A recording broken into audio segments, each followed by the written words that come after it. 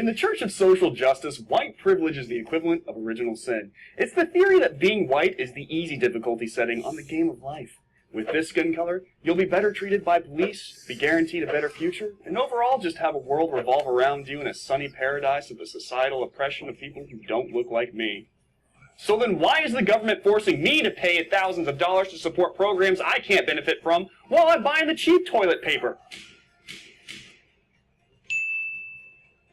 When it comes to arguments against claims of racism, the woke crowd often operate on the idea that any opinion or experience given by white people in an argument can be written off because they themselves cannot possibly understand what it feels like to be discriminated against or marginalized.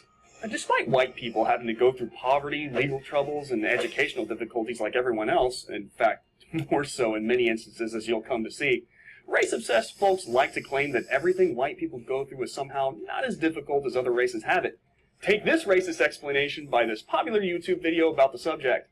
Now what in tarnation is white privilege? I worked for everything I ever got, I tell you what. I'm sure you did, Mr. or Mrs. White Privilege, but your skin made it way easier. White privilege means no one questions why you got into that really, really great school or how you got that really, really great job. It's just assumed that you're highly qualified. Quick note, notice once again we're seeing someone call out racism from another race while dismissing or pardoning their own. It's a pattern you'll see throughout the series. Keep an eye out for it. In fact, there is a prevailing sentiment in our society that when it comes to conversations about race, white people should just shut up and stay silent about all the accusations and blame lobbed at them simply because You're a white man! You can probably see a lot of these kinds of demands popping up in the comments section of this series as it goes on. By the way, saying I can't speak on something because of my skin color is pretty racist. But don't just take my word for it. How about DNC chair candidate Sally Brown, who says her job is to shut other white people down when they want to say, oh no, I'm not prejudiced. The United Church of Christ, a leftist group, released a hateful graphic titled 10 Ways You Can Actively Reject Your White Privilege, with commandment number 1 basically telling whitey to zip it when anti-racism conversations are going on. This church also tells us that no matter what, we're still racist, making the original sin comparison I made earlier seem way too accurate. But are white people really privileged? Is kicking white people out of the conversation about race relations warranted? The facts say no. Maybe even hell no. Let's leave aside for the moment that we just had 8 years where the most powerful man in the world was black, or that the last 2 people who ran the Justice Department were black, or that one of the most powerful media figures in the world is black, or that many of the most successful people in the media aren't remotely white. Let's instead take some of these examples of white privilege and see how privileged white people really are. How about loan discrimination? Is the media's claim true that blacks are having a hard time getting loans due to racism? Aside from the fact that loan discrimination is illegal under the Equal Credit Opportunity Act, a bank wouldn't purposefully cut off a source of business just because of skin color.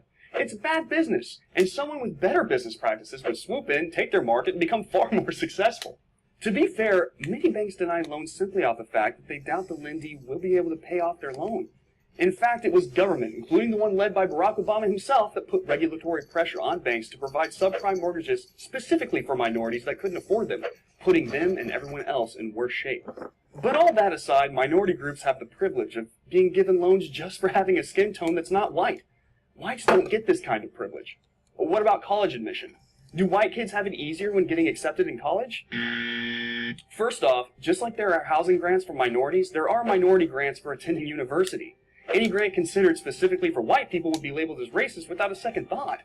But what about universities? They're pretty white-centric, right? Not true. According to the LA Times, affirmative action-centered college admission programs allow for minorities with lower SAT scores to get accepted to colleges. 230 points are awarded to prospective black students, and 185 to Hispanic students. Asian students are deducted 50 points. Why? Because Asians typically do well on test scores and would be accepted at a much higher rate if these programs didn't exist. So an Asian student has to score 230 points higher on his SAT than a black student, or the black student will take his or her spot. At the University of Texas, in a 4-3 decision, the Supreme Court ruled that the university's practice of admitting minority students and rejecting white students was fine, so long as they did it in the name of diversity. In other words, a highly qualified student could be rejected by the university based solely on their skin color. But what about law enforcement? White people have an easier time with police and suffer at their hands far less, right? According to data gathered by the Washington Post itself, 50% of those killed in fatal police shootings were actually white, and only 26% were black. The majority of those shot were armed and or threatened the life of the officer in some way. Even the police who did shoot blacks weren't all white. In fact, University of Pennsylvania criminologist Greg Ridgway found that black police officers are 3.3 times more likely to fire their weapons than white officers. What about sentencing disparity?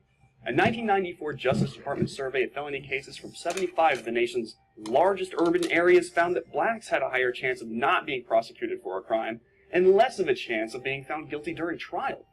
Yes, black people are sent to jail more than whites, but statistics from the Justice Department to the FBI consistently find that despite being only a fraction of the population, blacks are still committing far more crime. However, many of these crimes are non-violent drug offenses that have minimum mandatory sentences of 5 years. If anything is to blame for the high number of blacks going to jail, it's our government's drug laws that overpunish for crimes that should at best be slaps on the wrist, if that. That's big government, not white people. And as you can see above, big government affects us pretty negatively as well. And these are just a few examples. Does any of this sound like privileges for whites who are consistently looked at by social justice warriors, activist groups, and politicians as the cause of every problem under the sun? Who are killed more by police or rejected from colleges just because of their skin color? You're probably feeling highly uncomfortable hearing me just say this. You've probably turned down the volume on your phone or computer to make sure someone doesn't hear it. Maybe there's a voice in your head urging you to disbelieve everything I'm saying. Stop and ask yourself why. Why is it so hard to talk about this kind of thing? That's because for all of our lives, media, politicians, and activist groups have been labeling anyone who tries to bring this kind of information to the forefront as racist for doing so. Many of the people who do, like myself, do so because they want to begin fixing the problem, not because we're racist. But for years, we couldn't. We would become pariahs if we did. Meanwhile, these problems continue to get worse, creating more and more issues and more animosity between groups. None of this is to say that racism against minorities doesn't happen. It absolutely does. But we need to treat cases like this as the individual cases they are, not the product of institutional favoritism. As seen above, whites don't exactly have it all that great in many ways too.